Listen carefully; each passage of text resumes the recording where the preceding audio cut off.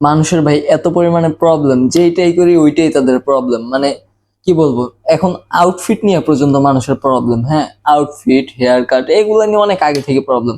দেখা গেছে এমন সব লোক এগুলা নিয়ে মানে এমন কিছু বলে যাদের মাথায় চুলই নেই অনেক জায়গাতে। সত্য বলতে চুলই নেই, এগুলো বলতে হয় না, আল্লাহ মাফ করুক। যে তার ওইটা নাই, সে তারপরে ধরেন আমাকে নিয়ে ট্রল করবে বা বিভিন্ন ইঙ্গিত দিয়ে কথা বলবে। এরকম যখন প্রথম প্রথম ভিডিও করতাম ভাই, কি পরিমাণে যে কত পরিমাণে কথা শোনাইতো। যদি এখন এরকম বলে না, তা মাঝে মাঝে এ হয়তো ফেমাস হয়ে গেছে, যে খোঁচা মারে মাঝে মাঝে বুঝি কি কোন জায়গায় খোঁচা মারে। না, আশেপাশের মানুষের ভাই প্রচন্ড পরিমাণে চুলকানি। আগে দেখতাম ওই যে ইয়া আছে না, ওই যে টাইগার বাম বিক্রি করে, যে চুলকানি, ইয়া ইয়া কি কয় ওটারে, কোমরে চুলকানি, মাঝে ওইরকম যে বিক্রি করে না। তো চিন্তা করতাম ভাই, এত চুলকানি কই বাংলাদেশে, যে এইরা এত পরিমাণ চুলকানির মলম বিক্রি করে।